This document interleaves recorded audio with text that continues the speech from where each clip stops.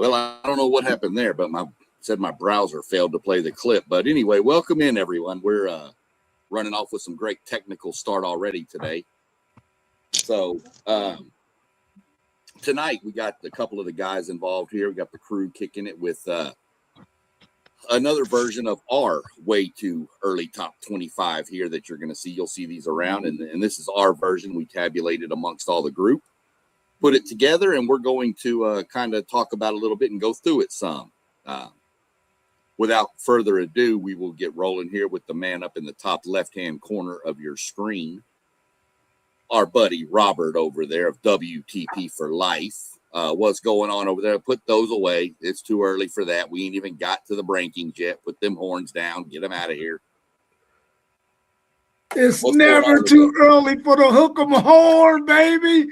I'm excited about tonight's top 25. I know my Longhorns going to be in there somewhere between 1 and 25. So I'm definitely excited about that because 10, 13 years ago, man, we couldn't even sniff the top 25. For sure. You know they're going to be in there. Some of us may think they don't need to be in there, but, you know, they're going to be in there anyway. We're going to drop down to the bottom left to, I still think he needs to change his name from One Take to Mini Take, but that's all right. We're going to let it slide for tonight. So here's our man, One Take Zaya in the building. What's going on over there with you? I'm solid, man. Hey, man, you gonna put some respect on my name, though, man. It's always One Take. You know how it go. Hey, I'm the total opposite of Rob. You know, 10, 15 years ago, I know I was gonna show up in the top 5. I know I am. I'm gonna do this every year because this is what we do, baby. What it do with the crew, man? What's up with y'all? We're living it, man, living it.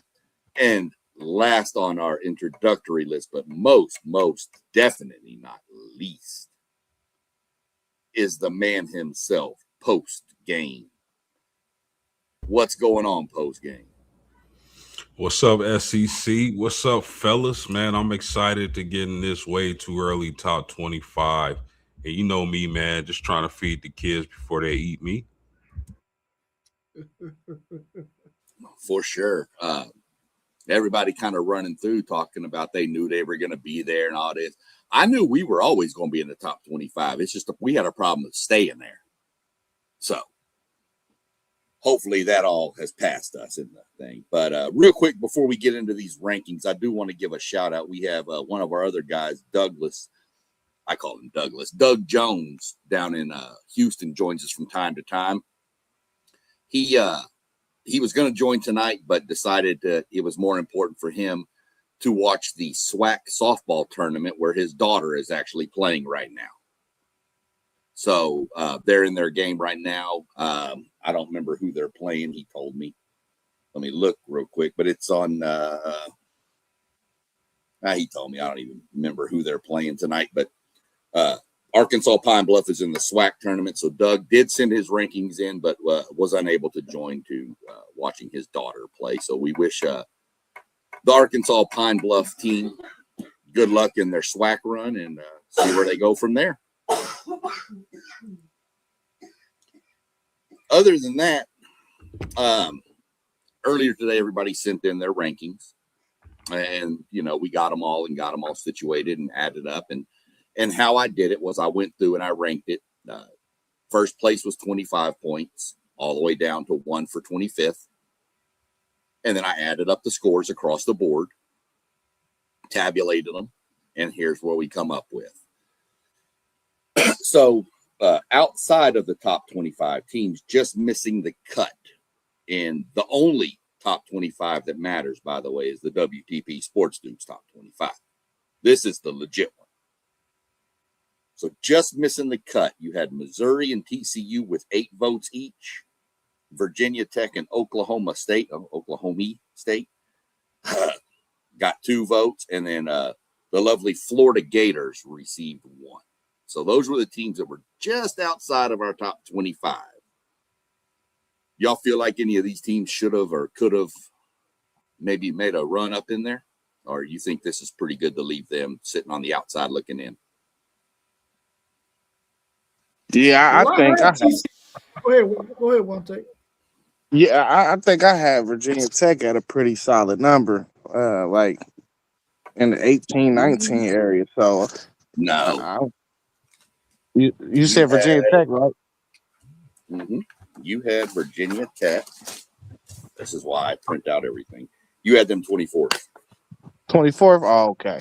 I guess that ain't bad. Everybody ain't gonna vote for them. So yeah, that's one team though. I do think though, they can make a move uh in their conference. New coach, we know, of course, but I think they're gonna have a lot of Big Ten players over there, and I think them Big Ten players can definitely do what they need to do in order for that team to be a competitive team in that league. For sure. What do you Yeah, have, I had Rob? TCU. I had TCU in my top 25. I think I might have had them right at 25. But when I look at that Virginia Tech team, I look at that Oklahoma State team, I look at that Florida team, and that Missouri team, I probably would have had those two SEC teams in the top 25 had we not seen so many other SEC teams in there, which we know at the end of the season, those two are going to have a tough time being in the top 25. Even though that Florida team is really, really talented, it's just, are they going to be able to win the games that they need to? New head coach, new everything, but they got a lot of talent on that team. So I can see why somebody definitely had them in their top 25. I had them right on the outside of mine, along with Virginia Tech and Oklahoma State and Missouri. I just couldn't get them enough love to put them in my top 25. But I like the fact that they're right on the cusp of the top 25 because they are going to be some really good teams this season. They just happen to be playing some really, really tough teams this season as well. Yeah, fellas, I had Missouri and Oklahoma State right there. Like Rob was mentioning on the cusp, I actually had Oklahoma State at 25. I just like what they were able to bring over from North Texas, Maker and Hawkins. I think, with the resources Oklahoma State is pouring into that program, they may be able to make some noise this season in the Big 12. And then Missouri, if not for nothing, having probably the best running back in the nation, top 3, and Ahmad Hardy. So those are some teams to watch for outside of our top 25 for sure. Yeah, 100% on those. To be in all transparency, I'm the one that gave Florida their one vote. I was just kind of stuck with who to put at 25, and I just felt like Florida seemed like a good fit to me. I like the new coach they got down there, so we're going to see how that plays out. So moving ahead from there, we rank into our bottom 5 of the top 25, where we wind up with Tennessee, Houston, Louisville, Utah, and Clemson. Little more transparency here. There was 2 people that voted for Clemson in this whole poll. And they had them pretty high. One had them 13 and one had them 17, I believe. So there's some people that got some faith in Dabo over there, for sure. So this one, I think Tennessee is that team. They were one of the teams to me that was on the fringe. I just don't know what you're going to get from the quarterback situation with Aguilar not being back. So we'll see how that plays out. Anything else on here kind of surprise you? You see anybody, you think these teams are slotted right? You think somebody's too high, some too low? Any thoughts you got on this? Yes. Yeah. Go ahead. Outside of Clemson, that was the only team that I didn't even have in that projected area. I definitely had Tennessee around between 20 and 25. I had Houston between 20 and 25. I had Louisville a little bit higher than 20 to 25, I think. Utah right around there. Clemson was a team I didn't have there. I'm just not sure what Clemson is going to be. The verdict is still out on them. The verdict is still out on Dabo and if he can get this team turned around. He had a lot of talent last year. We've seen, I think they had 11 guys get drafted this year, or close to that.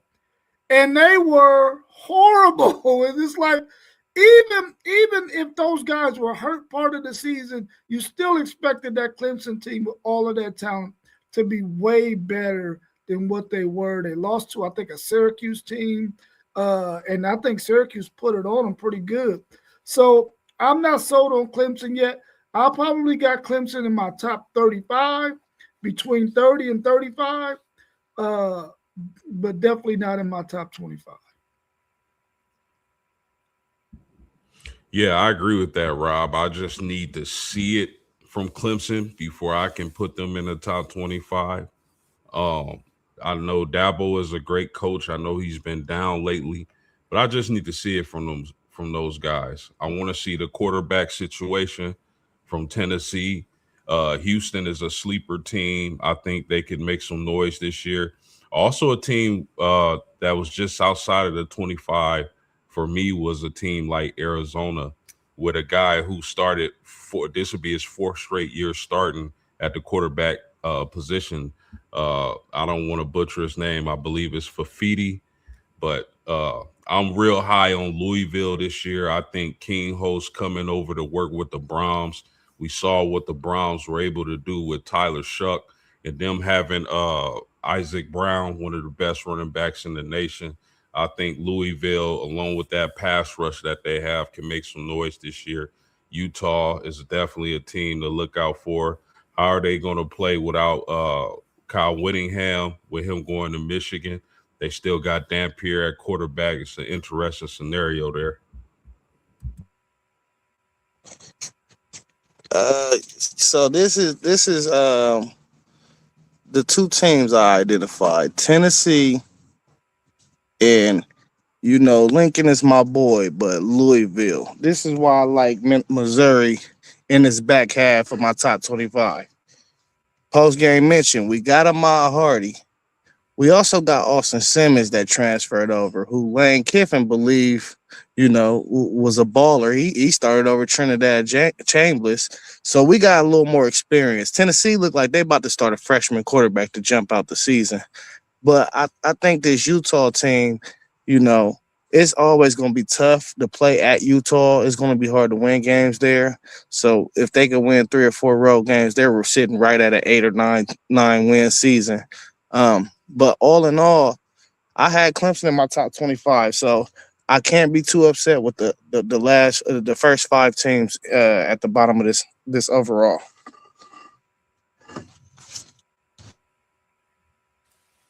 Yeah, I was actually kind of shocked when I was tabulating all this that Clemson didn't get more votes just based on name alone. I kind of was shocked when I saw that. I kind of feel these are all these and the others receiving votes are kind of, to me, kind of almost interchangeable. You're going to see a lot of movement, I think, down here. So I'm really interested in that Houston squad with their quarterback coming back, Connor Wegman, former 5-star A&M quarterback, just never could stay healthy at A&M. Plus, they've got that, was it Keyshawn Henderson, the number 1 recruit down there. He came to Houston. So it just gives them another weapon out there. He's a quarterback, but he can play receiver too, which he might do this year. So I'm really interested in what Houston brings to the table this year. Ain't that where Mekhi Hughes went to? Mm-hmm. Yeah, so yeah, I like that Houston squad as well. And let me tell you something, that Houston, that's when that team's good, that stadium's crazy to play in. Those people go nuts down there. Right in the middle of the 3rd ward of Houston, it gets nuts down there. So that's where we are with that. Now we'll jump to teams 20 through 16 in our next group of 5 here. And we'll let everybody kind of see how we tabulated. We went SMU, Iowa, Washington, Penn State, and Michigan at 16. What are we looking? Give me y'all's thoughts. Whoever wants to jump on it. We let Postgame go first if he wants. He ain't gone first yet. Yeah, I like this little slate of teams. The only one that I really question is Penn State.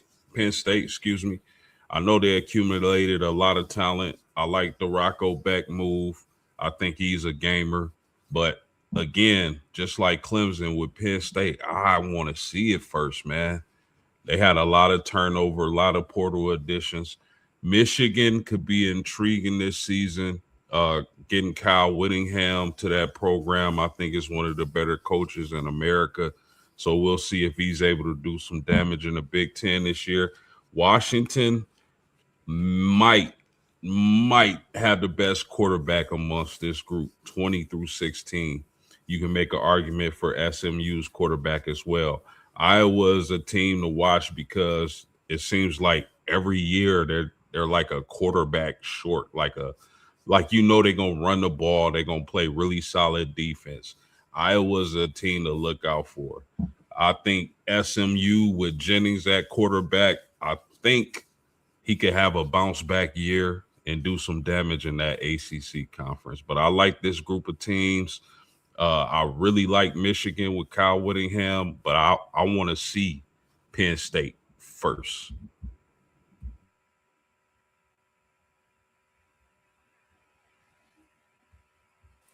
Anyone else?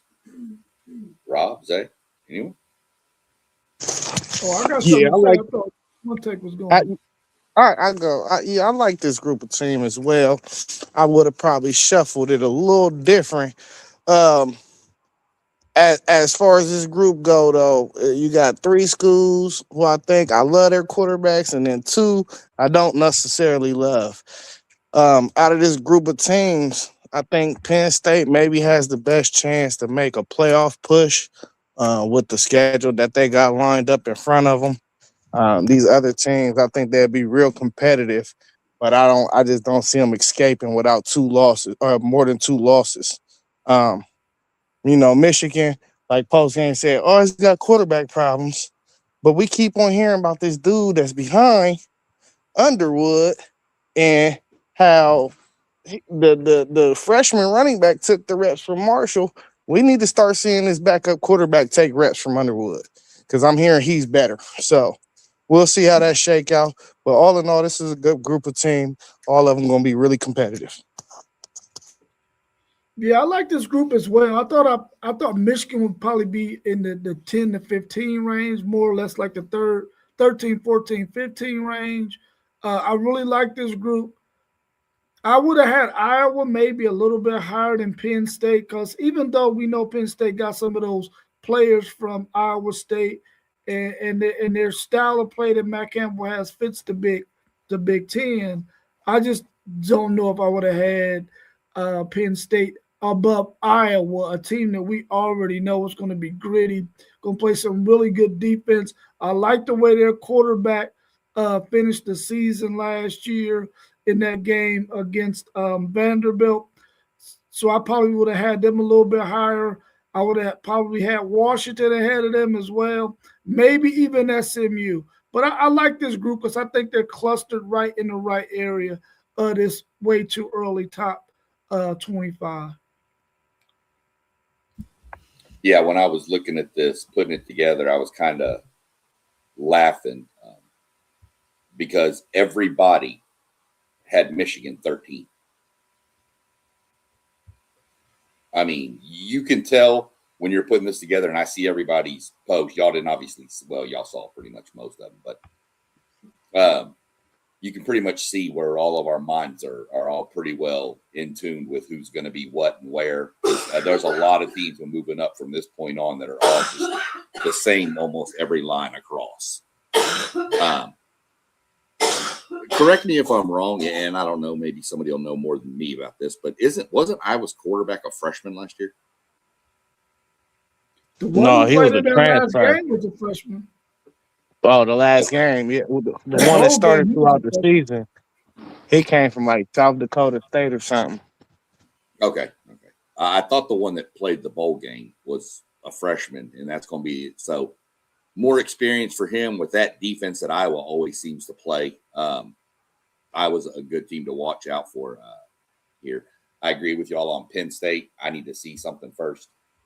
I know he got a lot of players coming over, but is it going to translate to the Big Ten? That's my question there. The Big 12 and the Big 10 are two totally different leagues. But Iowa State was almost more like a Big 10 school than a Big 12 school most of the time, too. So we'll see how that plays out. Jumping into the next grouping, we've got 15 through 11. We're going to go Alabama, BYU, Texas Tech, USC, and LSU. You can jump first, Zay, if you want. If not, anybody else can go. Rob, whoever. Yeah, Bama is way too high. That's 15. I don't like 15, bro. I think Keelan Russell gonna start. Red shirt freshman. No game experience. I don't like quarterbacks with no game experience being high in my rankings. BYU, Texas Tech, that's cool. Clump them together because we don't know what's going to happen in the Big 12, but them are the two most likeliest teams to win it. So them warning that ranking because one of them got to make the playoff, obviously. USC, I think, is a little low for them. Not too far off, though, but by a few spots. I like Miave. I think he's one of the better quarterbacks returning. And LSU is right in the ballpark of where I think, because it's just like you know, all of us gotta wait and see certain teams. LSU is that team for me. I want to see what they look like before I put them too high or too low. I know they done had a whole bunch of injuries this spring, so a lot of guys have been practicing. DBs, the quarterback, all of them done missed time. They got dudes on the offensive line that missed time this spring. So we got to see how that come together over there. But talent-wise, this is a top 5 program, football team right here, talent-wise. So we'll see how that shake out in LSU. But all in all, this is where you start seeing we're getting into the group of you see high-level talent, and then when you hit that 12 mark, you're going to start seeing these couple key factors. Experience at the quarterback, playmakers across the field, and solid defenses. So we getting up into that upper echelon of teams that we're going to start talking about. That's a real life contender on paper this post spring.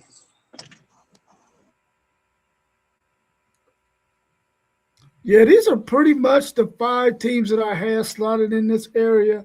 I think I had LSU maybe a little bit higher than that and had Oklahoma back in this grouping. But I like the way it looked. Apparently, we all were pretty much thinking along the same lines when it came to everybody from 11 through 25 because we got some of the same similar teams, maybe a position or two higher or lower. I like this grouping.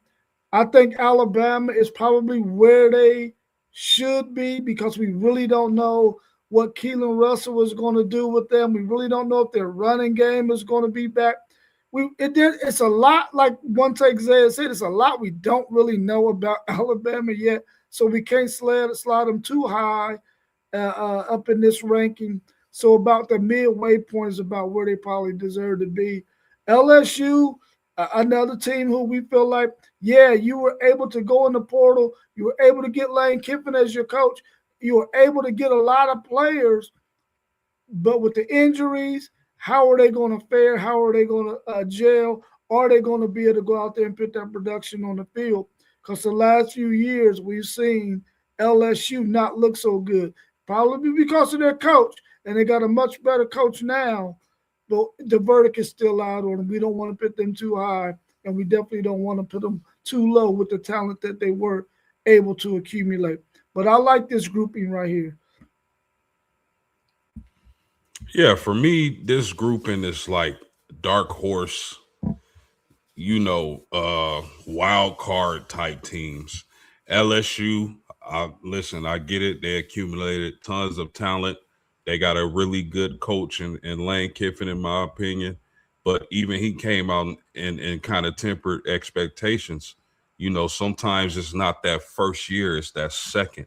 So LSU's an interesting watch. USC, Another team, tons of talent that I got to see it. I'm not sure if they can compete with the elite teams in the Big Ten. That's just me. I'm not sure if their defense is ready to take that step. We know they can score, and they found the running game as of last season, but I want to see that defense, like I always say, travel to the Midwest when we got hoodies and long socks on. Texas Tech, another talented team. We'll see. We'll find out about Sorsby, their quarterback situation.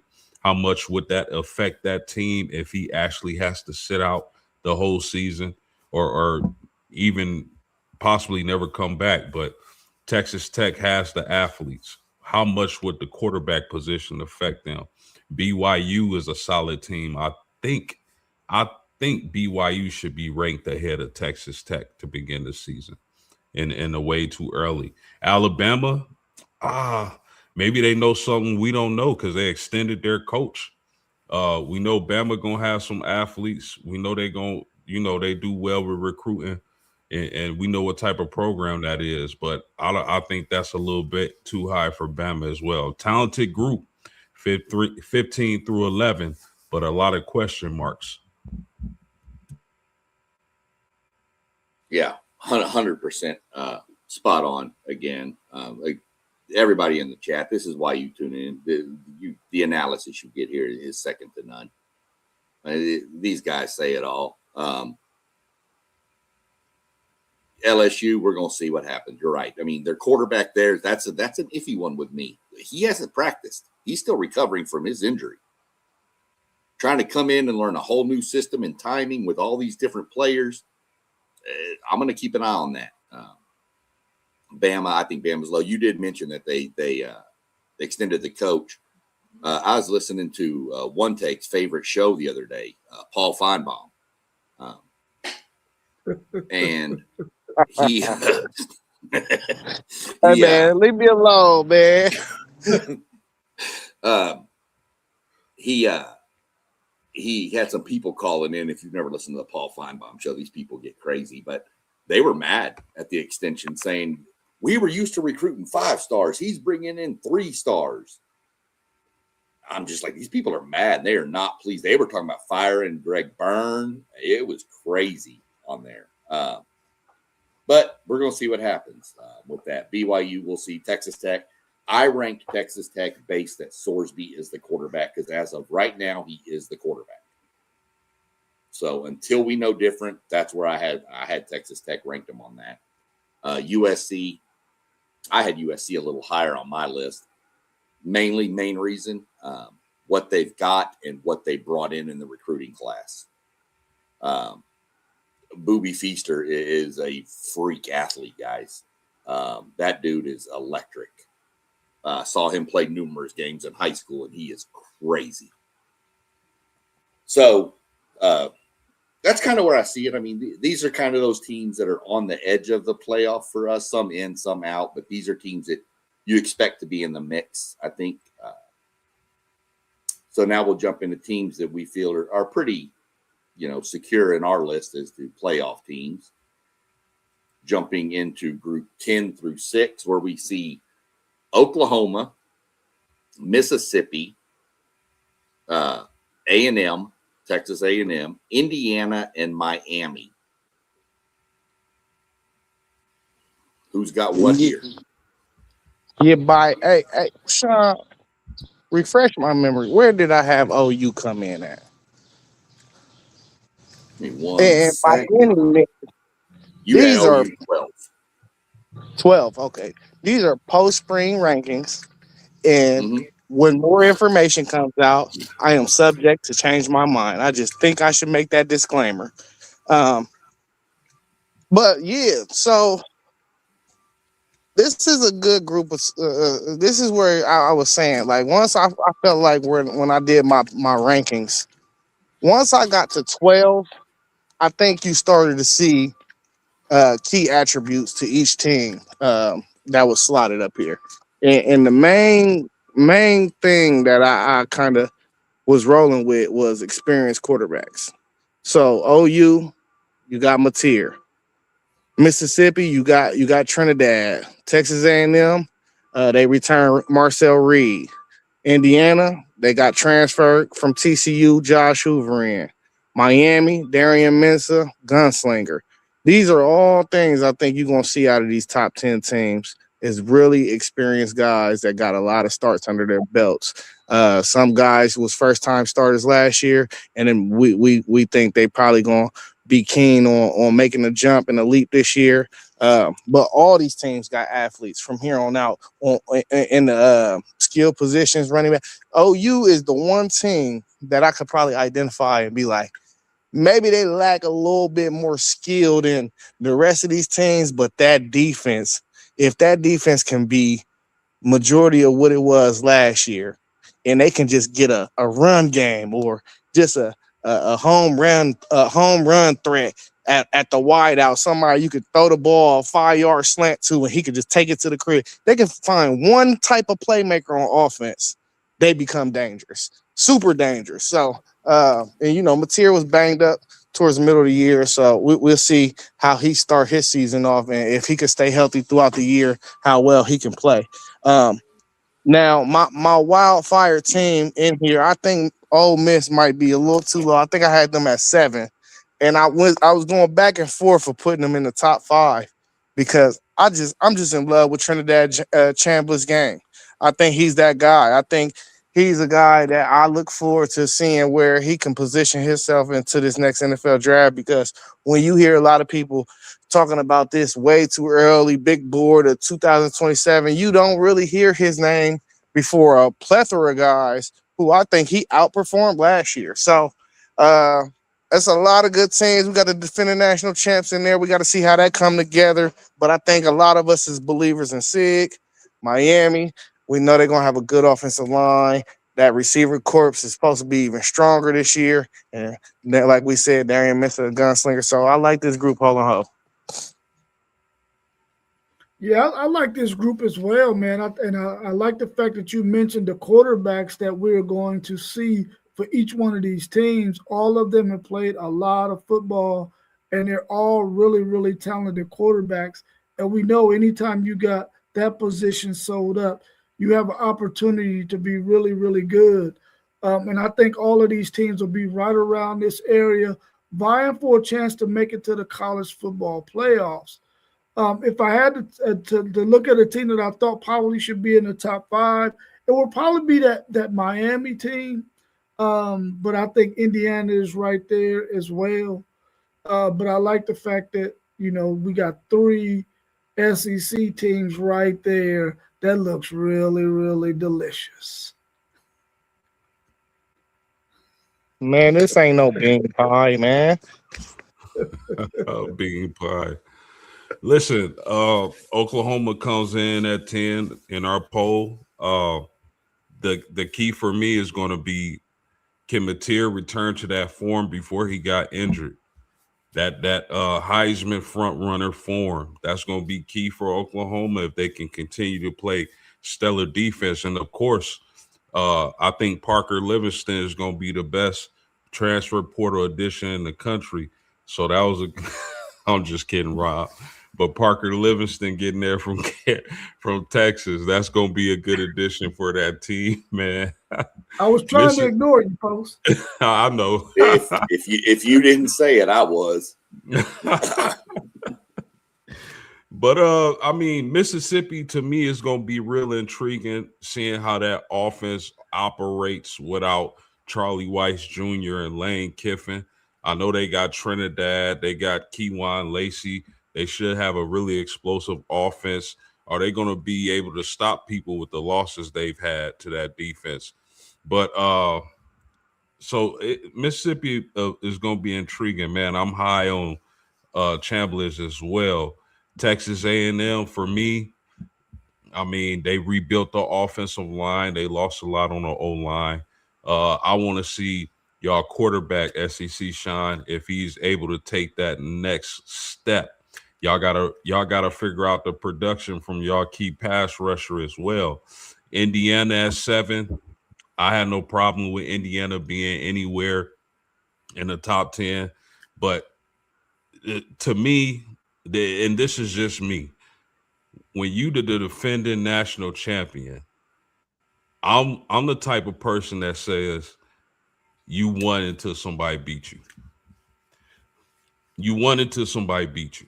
Any returning champion, when you talk about preseason, way too early polls, I think should be one. But I had no problem with Indiana being anywhere in the top 10. That's just me personally. And Miami, I think Rob mentioned it. This definitely could be a top, 5-4 team. We got them at 6, which is a solid spot. I'm not mad at that at all. But I think Mesa with Tony, and they also returned their running back, who they should have fed more in the national championship in the first half. I think Miami is going to be a really dangerous team, and I look for them to dominate in the ACC conference. Yeah, this is a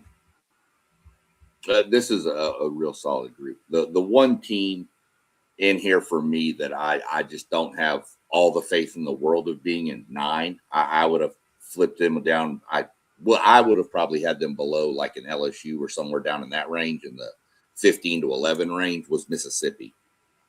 Yes, they have Trinidad Chambliss. They have a whole new coaching staff, whole new offensive coordinator, everything. They don't have what they had when they were in the playoffs last year.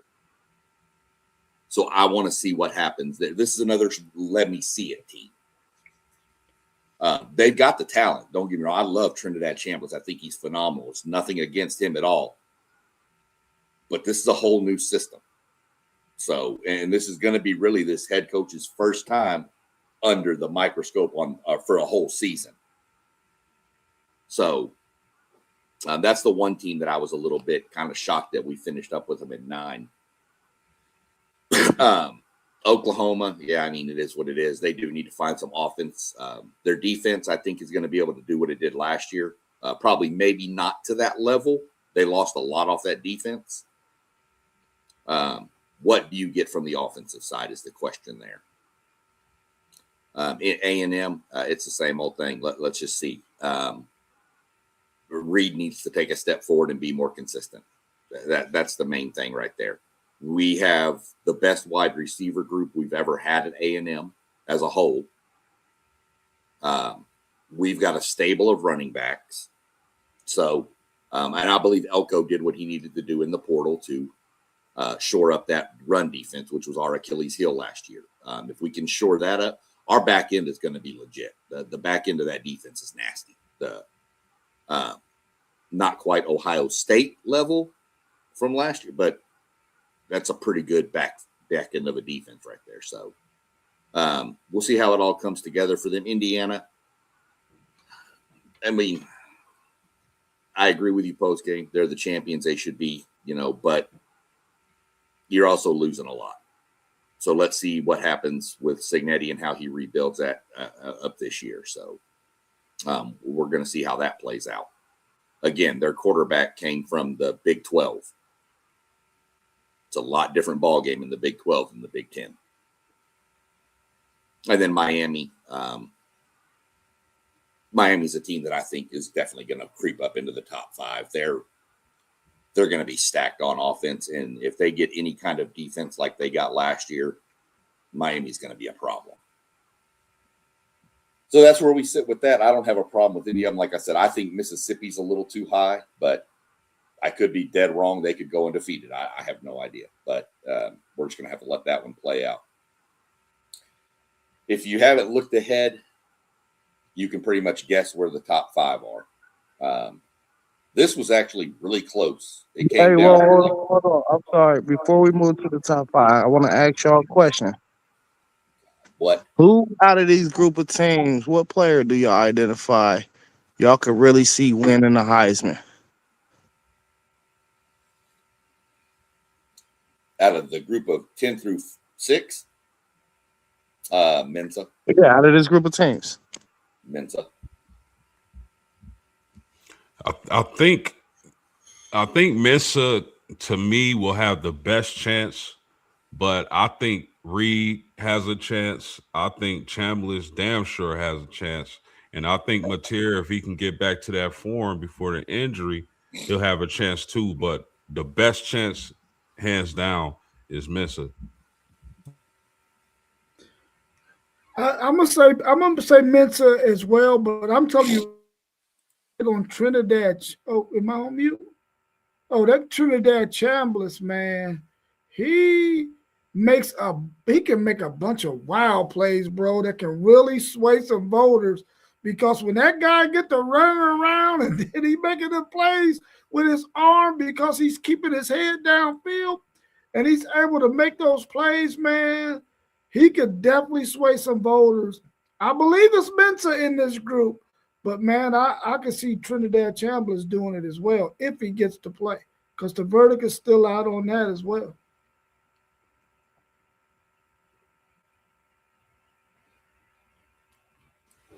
You hope it's not Marcel Reed, in other words. Well, I think Marcel Reed has an opportunity too as well, because he's a really talented football player too. I just think that once he meets Texas in that last game, that's going to eliminate him. That's why I knew you couldn't mention Marcel Reed, because that means if he was there, he would have beat your Longhorns. I knew that was going to happen.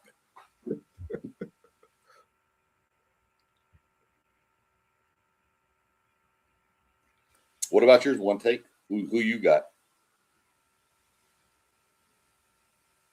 You popped the question. You got to pop an answer out there now. He may have gotten tied up. We'll have to see if we can get back to him and get his answer. So, with that being said, while we wait on that, we're going to roll on to the top 5, which, like I was saying, this was super close. It actually came down to the exact final ballot sent in by Doug to decide everything. It was that close. So, without further ado, here we go. Number 5, Georgia. 4, Oregon. 3, Notre Dame. 1, Texas. 2 Texas and 1 Ohio State. And if everybody's curious on the top slot, who voted who where at number 1, I had Texas at number 1. I was trying to go for the jinx. I'm going for the jinx. No. Rob actually had Ohio State. Isaiah put Oregon. Post game went Oregon. And Doug went, give me 1 second. Doug was a homer. He picked Texas. That's what put Texas into second. They were in third. So I think before we get into it, I think we can all agree that this is probably the top 5. Most people who did this in their own, if you filled out your own top 5 at home, this is probably in some form or fashion the top 5 you're going to have. You might be able to flop a Miami in there, maybe in Indiana, but you're going to have some consensus with this top right here. So y'all have got teams in here. I don't, because y'all hate me and put my team on the outside of this group, but that's fine. Where do you think on Notre Dame post game? Let's let you stop this off with. You think they're sitting about right? You think, and you think Notre Dame should have been a little higher, or you feel like y'all are pretty much where you need to be? I mean, way too early. I'm cool with 3. I'm not. I'm not really. I think they're definitely a top 5 team. So anywhere between 1 and 5 is cool with me. There's actually some people who got them at 1 and 2. I'm not mad at that either. I think Notre Dame, the time is now, Marcus Freeman. You have everything you need to compete for a national championship. I don't want to see you letting your defensive coordinator come in and screw up the first 2 games of the season again like he did last year. All that should be in the past. They should be ready to roll. When you talk about financial support from the administration, Marcus Freeman has that. When you talking about big, playmakers out of the transfer portal, Marcus Freeman has that. When you talk about a big, nasty offensive line, which will be better from last year's offensive line, Marcus Freeman has that. You talk about a quarterback who can be in contention for the Heisman. Marcus Freeman has that. You talk about the best DB room, in my opinion, in the country. Marcus Freeman has that. Great coaching staff. Marcus Freeman has that. If Notre Dame is going to make a run for the title, this is the year it starts now.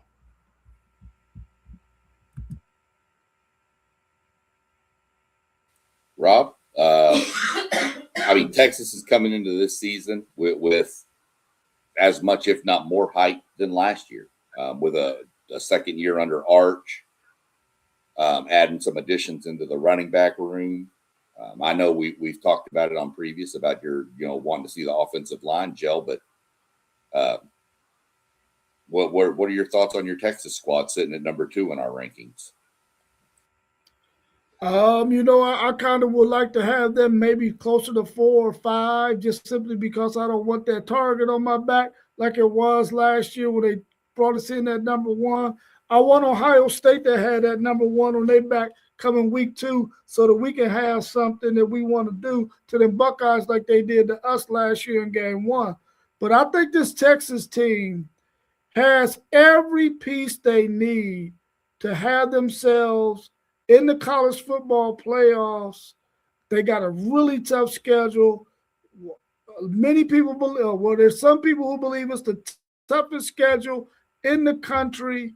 They got an 8-game stretch where they got to play SEC teams for 8 weeks straight. That's going to be a tough thing to overcome. But I think with the depth and the talent that this Texas team have, if they make it to the college football playoffs, they might be that one team that has had the most preparedness to make a run in the college football playoffs, because I don't think anybody is going to be more prepared than Texas because of the schedule that they have and the games that they're going to play and the environment that they're going to be in. If they can make it to the college football playoffs, they should be ready to really be really, really good in that college football playoff.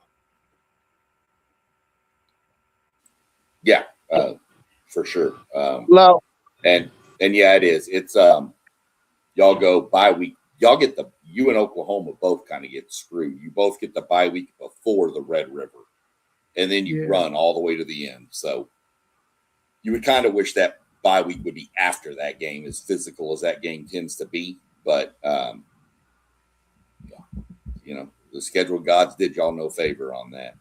I heard you popping in there one. Oh, go ahead, postgame. Sorry. Real quick, I got a question for Rob. I noticed y'all played Texas State before y'all play Ohio State. Has that always been on the schedule, or was that added recently? No, they were there. They were already there in the first week. Yeah, they were already there. Got it. Because I don't know why I thought y'all played Ohio State the first game of y'all season, but I think that's a little bit better. When I've always been one to think before you play a super tough game, you need somebody not as tough the week before. Oh, they're not going to be super tough. Oh, Ohio State not. No. Easy work. You better watch Texas State. That's where all y'all fans came from. And listen, that's going to be a good contest for them. That's going to really prepare Texas. I mean, they ain't going to prepare for Ohio State, but it's going to be a good measuring stick. I mean, for what we need to work on going into week 2. Like I'm telling you, all Texas fans don't know what to do during that game because they don't know whether to pull for their favorite team or their alumni or their alma mater. They don't know because they all went to Texas State. None of them went to Texas. So that's the running joke around the state of Texas with that, is that's just kind of how it is with those two. What the running joke is that Texas fans have the gift of gab. They have the gift of gab. Texas fans have the gift of something, but we don't want to get banned or censored, so we're gonna leave that alone. But you never answered your own question. One take. Who was your 10 through 6 team? Who's your Heisman person you see there? Yeah, it would be somebody off that Mississippi team, whether it's Trinidad or Kewan Lacey. I think them dudes are super explosive. I think Ewan Lacey got the chance to look like the next coming of Jeremiah Love this year. You know. Yeah, Kewan Lacey's a monster. You like how I shout you out post? That was just a little slick shout out. You know what I mean? Hey, but look though. I don't know why this dude keep talking about they got the toughest schedule in the country. No, they don't. We do. Hey, and we're gonna do something again that we almost did last year. Y'all know we was number one coming into the year. Well, after week one, after we popped the supposedly number one team that finished like 15th in the country. But we were the number one team all the way into like deep November, you know. We tried to run the whole year at number one. And I think we can do it this year. And you talk about Ryan, you talk about y'all gonna be the most prepared. Man, we'll be real prepared too. You know, you ever looked at our schedule? So hey, but all in all, I did have a case for Notre Dame being number one. Because I love that I can you really can't find a weakness on their roster. Like there's no question marks for me. But I gotta see them do it on the field, man. It's just been so long. It just been such a long period since they did it and really got to the finish line and just completed the mission. So I gotta see it on the field. But that's probably the team outside of Oregon who I identify each position group and I just be like, I just don't see a weakness. Yeah, I'm interested in Georgia as well. We all know what Kirby Smart brings to the table. I want to see Gunnar Stockton, and if he's able to take another step. Also, getting Isaiah Canyon from Georgia Tech, I think the world of that wide receiver. I think he's going to be a playmaker. Can they put him in a position to really affect the games? Because we know Georgia wants to run the ball down your throat, plays physical defense. But I think Isaiah Canyon can really be a key member of that wide receiver core from Georgia this season.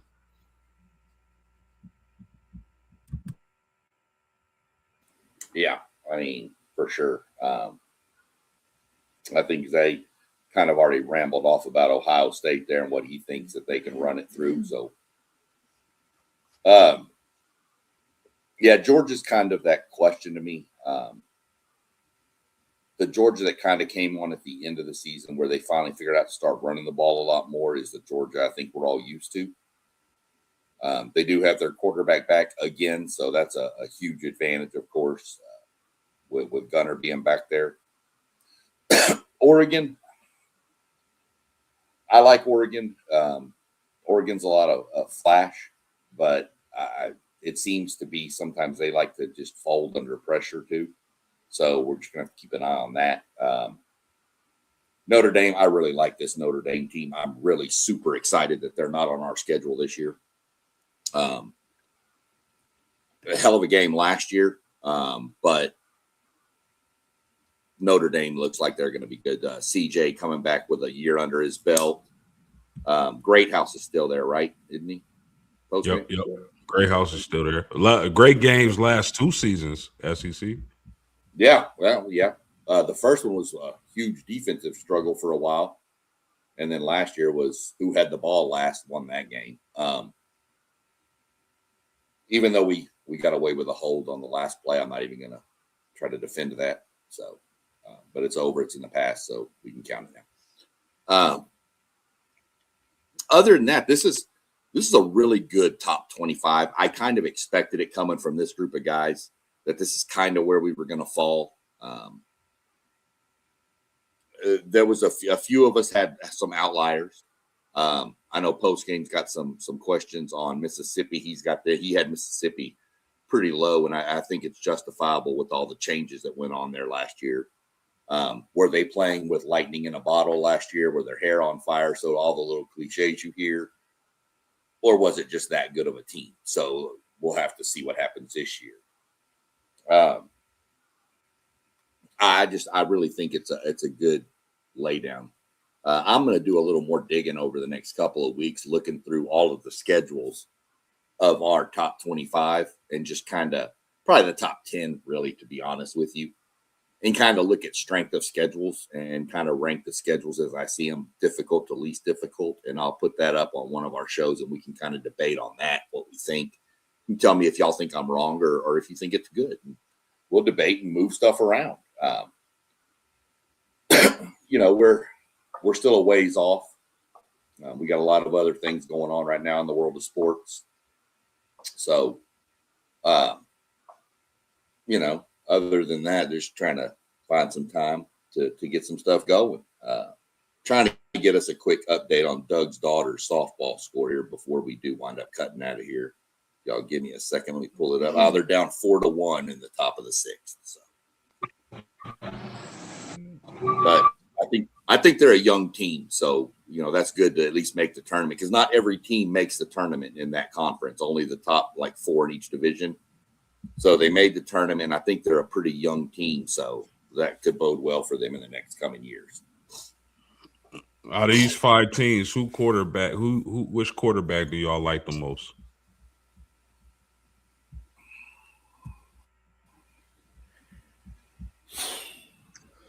Dante Moore.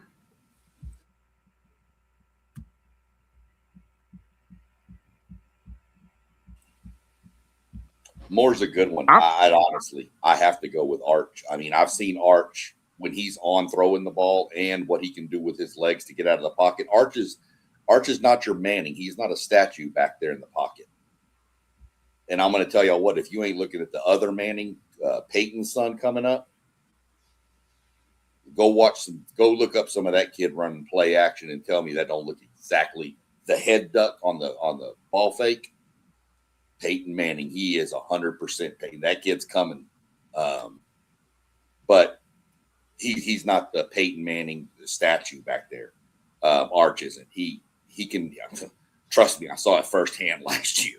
He can run. And when he's on throwing the ball, it's just a whole different ball game. So I'm leaning Arch, and that's just, hard for me to say anybody that knows me. I mean, if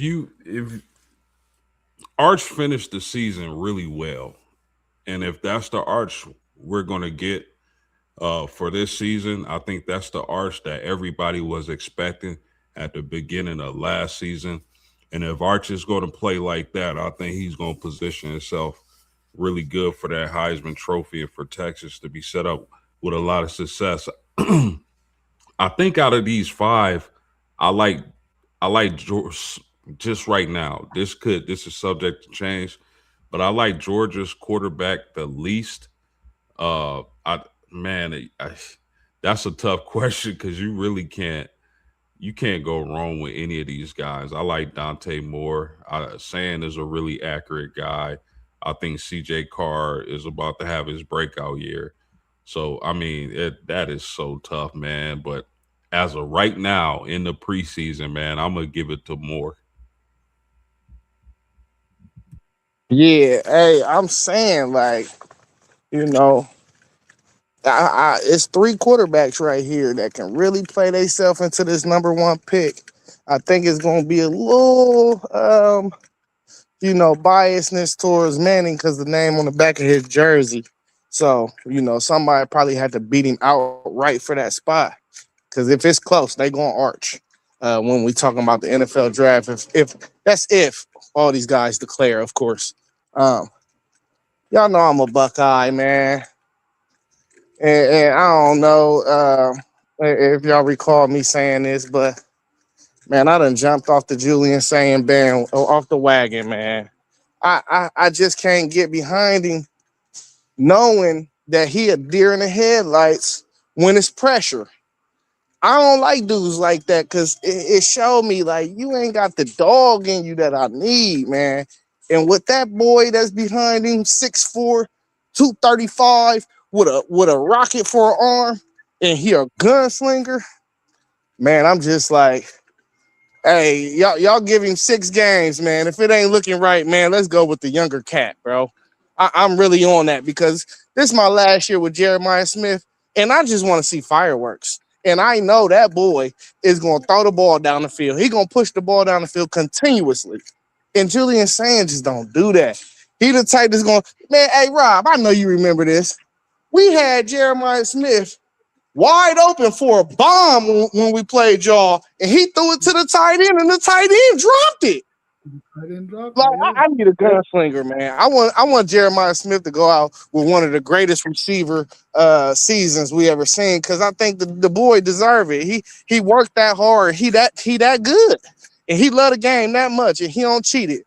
So I'm hoping that boy play his tail off. But out of the three quarterbacks, he might be the worst one out of CJ Carr and Arch Manning, you know, and Dante Moore. Out of the four, for real. You know, I'll probably take CJ Carr over him, for real. He just ain't got that dog in him, though. Hey, Will Howard had the dog in him. You know, he wasn't as good, but he had the dog.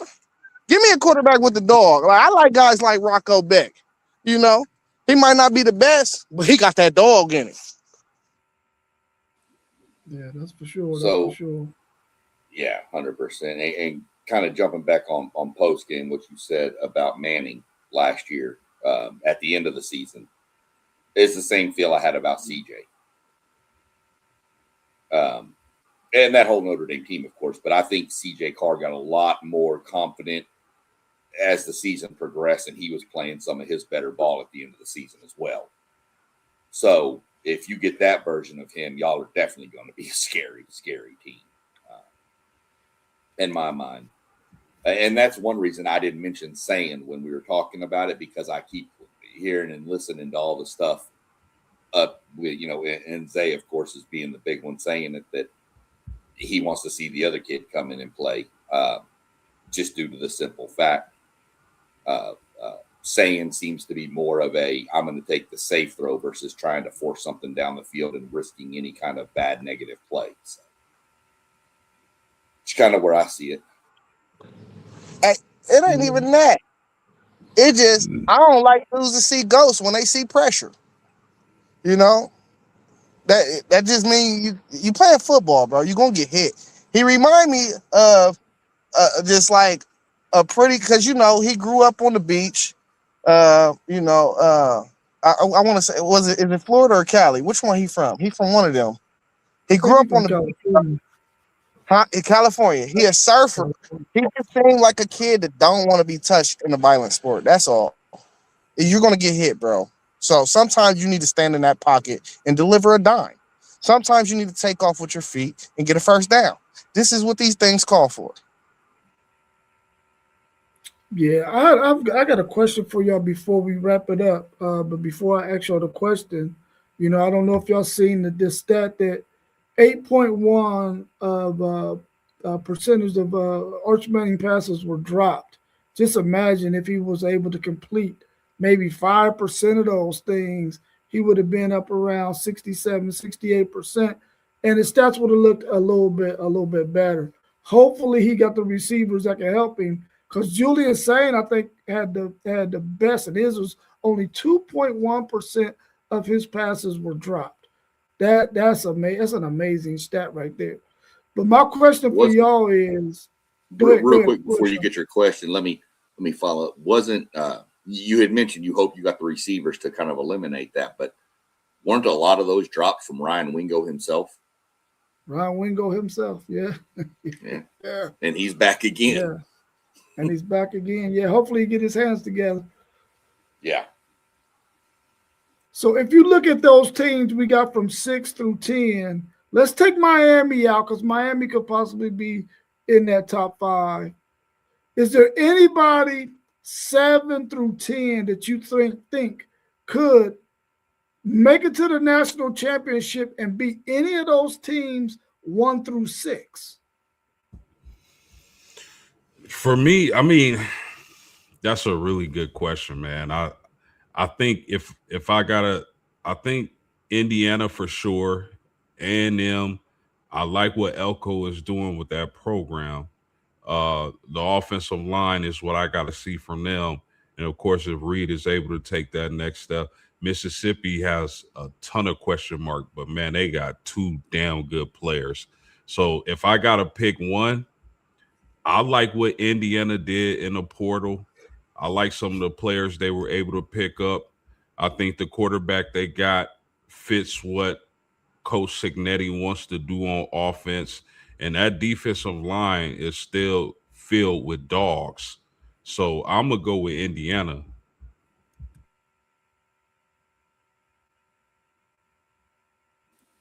Yeah, I'm a move to the group behind that actually, and I'm gonna identify LSU and USC. Them are my teams. Uh, just LSU is just so ultra talented, man. If he can put it together this year, they got the dogs to go up against anybody. And then USC, I like the DC hire they got. I think that defense is coming. I think it really is. I think this is the year.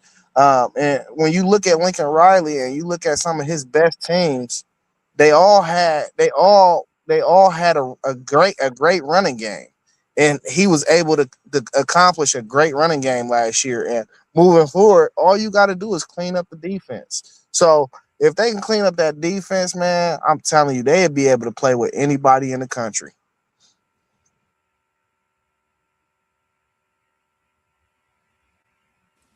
Yeah. Go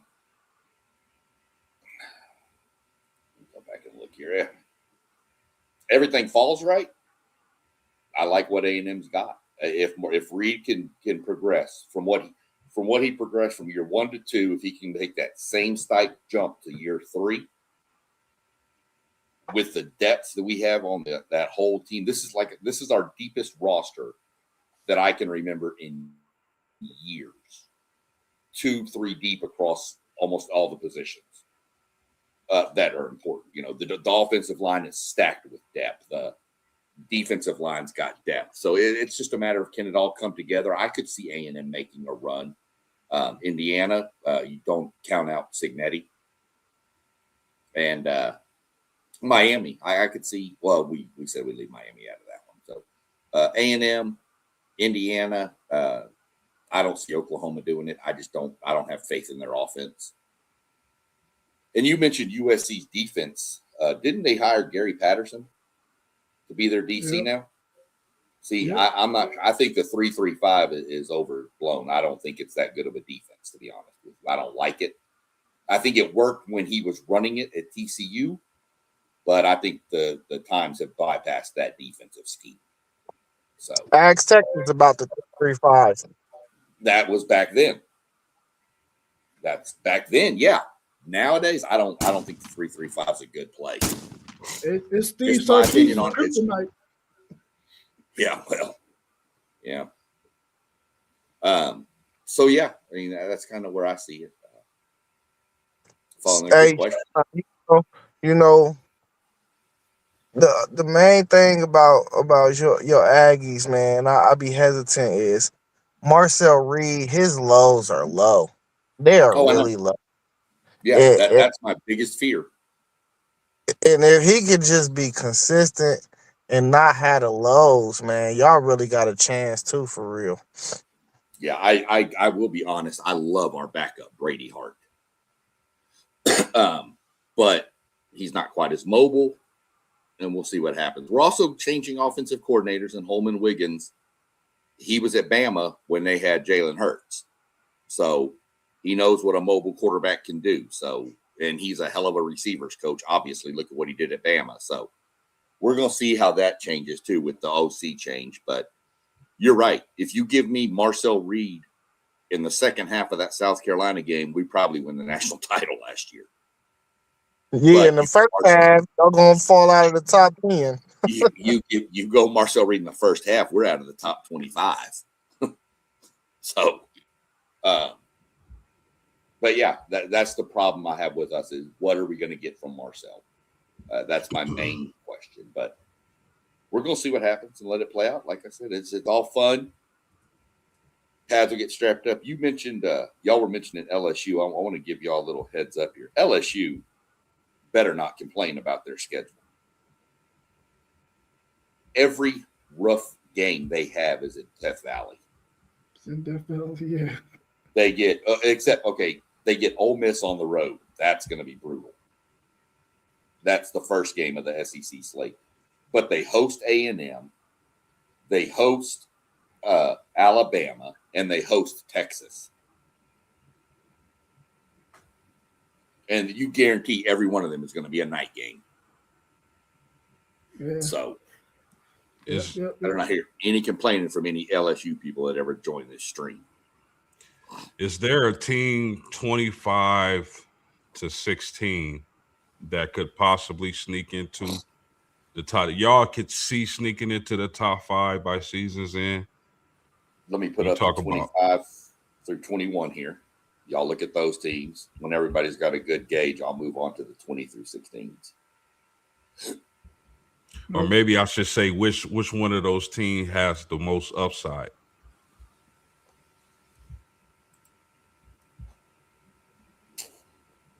Yeah, I gotta go with Dabo. I think that Clemson team. I don't think people know about Christopher Vizina. I think that's a name that people are gonna come to learn that this dude can play. And then they also got a new OC. No, that's not the. Yeah, they do got a new OC.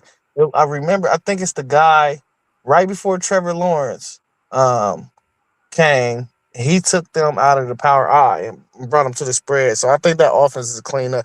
He brought him in to clean that offense up. But I'm telling y'all, Penn State hit the schedule jackpot, and they got a dog at quarterback.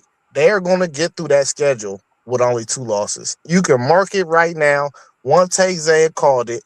I book it. Matter of fact, I'm putting a ticket in, and I'm guaranteeing that they make the playoffs. They're going to have 2 losses, and they're going to make the playoffs as a 2-loss Big Ten team. And it's going to be ridiculous. People going to be in an uproar. And Can they crack the top 5? You said what? That was the question. Yeah, Can they moving crack in the top 5? They're going to move in the top 5, but I do think they're going to be a playoff team. I think they're going to be in that top 10. Well, not top 5. I don't see none of them teams really being top 5 teams.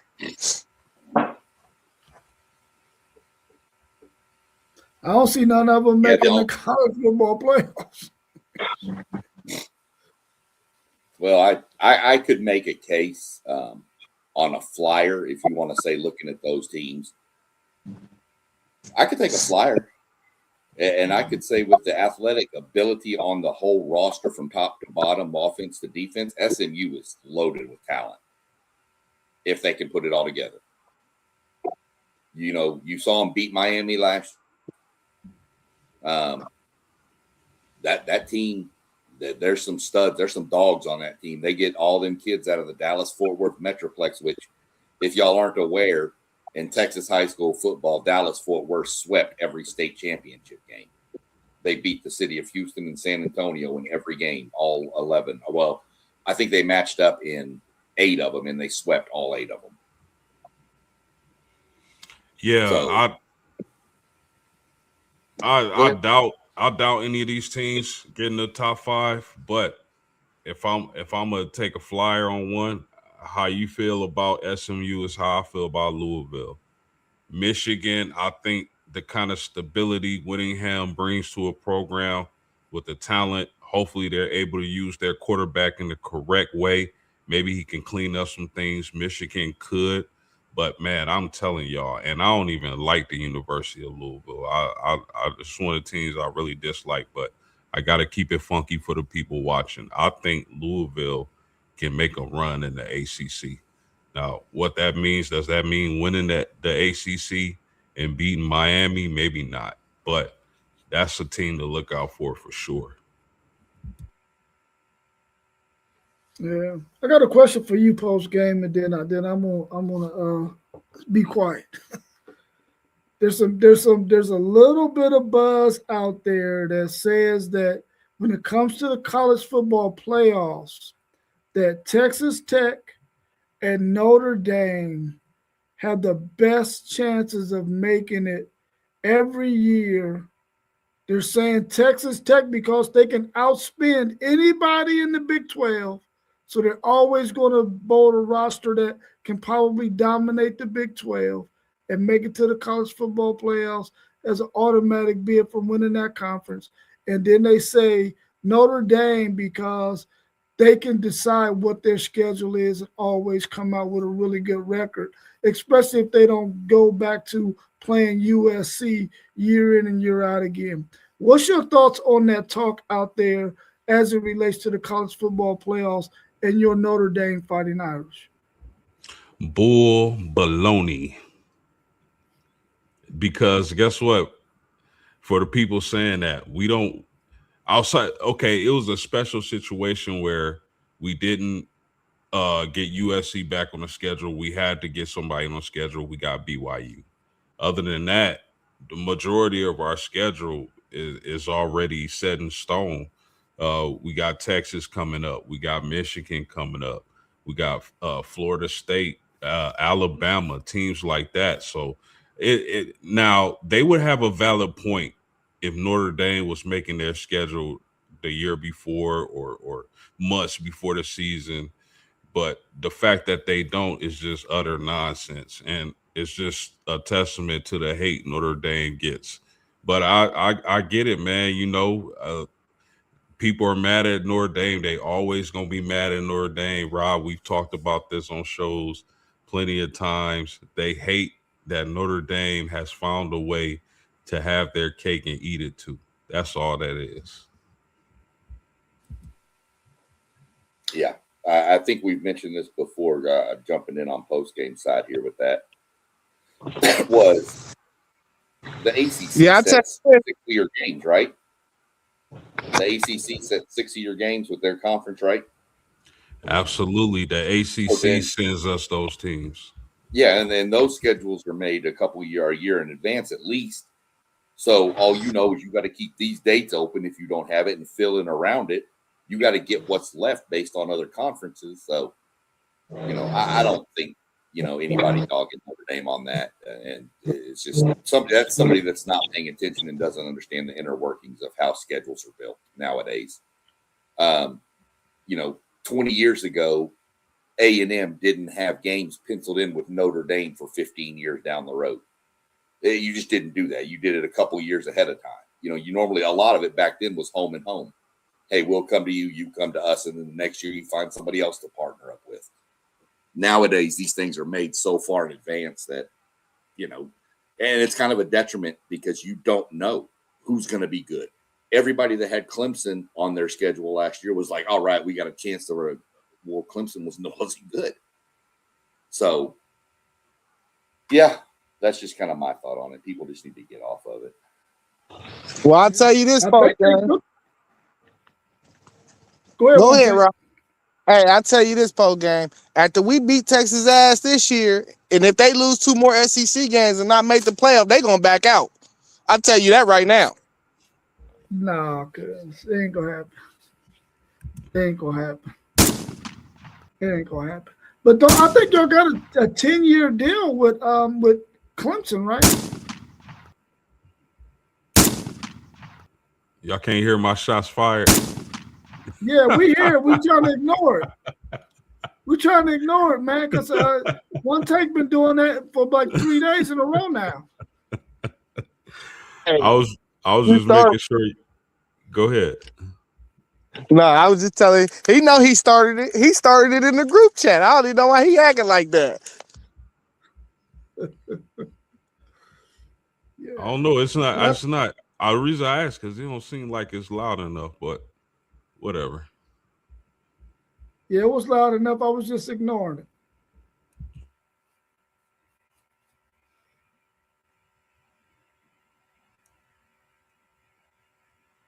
All right, y'all. Well, I'm done. I don't have no more questions, man. You got no more questions, Rob? We were waiting. We weren't sure. We weren't sure. Zay, you gonna fire off any more shots at anybody? Nah, I ain't got no more ammo in the clip, man. I got to go reload. All right, all right, cool. Post game still firing them off over there. Shots fired. That's it. Fire them all.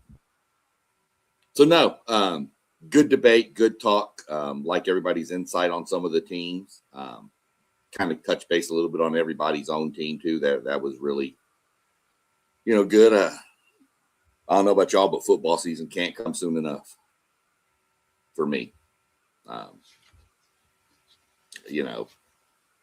best part of the whole thing. So we're going to see what happens and plays off with it. Rob, I will allow you to plug all of the socials for the website and everything real quick if you want to give them the shout out. Everybody out there in the chat, make sure that you check out all of our channels scrolling across the bottom. We know that we come on as WTP Sports Dudes, but every individual person has their own YouTube channel. Please check out all the names scrolling across the bottom and go and subscribe to every last one of those. Hit the like button on those videos and also hit the bell so that you can get notifications anytime we go live. And that way you can tune into any one of those channels and get to see us every time we go live, because we stream our videos on every single channel that's out there that's scrolling across the bottom. Also, you can check our website out at WTPSportsDudes.com. Go and check us out. It's being updated as we speak. Also, you can check us out on WTP Sports Dudes 2026 on Patreon and Spotify. Go check us out. Continue to support us. Continue to share our videos with your friends and family, because we are trying to grow our channels to bring you as much content as possible. But the more you help us, the more we can bring to you. 100%. I heard Zay say it the other night.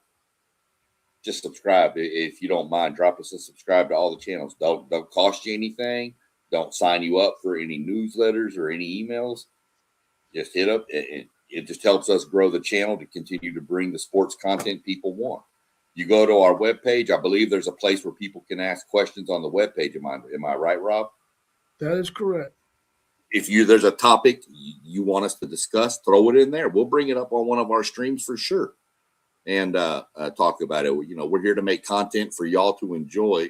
So any feedback y'all want to give us on topics or questions or anything, you jump in the comments and ask them, or email them or to us, and we'll get to them on one of our upcoming shows. Without anything else left to go into, we'll go into get on out of here for the evening. Great show again, fellas. Appreciate y'all joining in. Post game, appreciate all you bring for the insight you bring. Zay, same thing for you. Bringing all that you bring for the Ohio State side, the Notre Dame side for post game. Rob with his Longhorns. Good banter back and forth. I like it. I like to have a little fun with it. So, other than that, I hope everybody has. That's it. It's going to get ramped up even more as we get closer to these football kicking off. So, definitely stay tuned. We got more content coming your way pretty much every day. Other than that, last words from you, Zay. Are you good? I guess Zay's good. So as we always do, ladies and gentlemen, we are going to slip on out the building and wish everybody a great night and peace.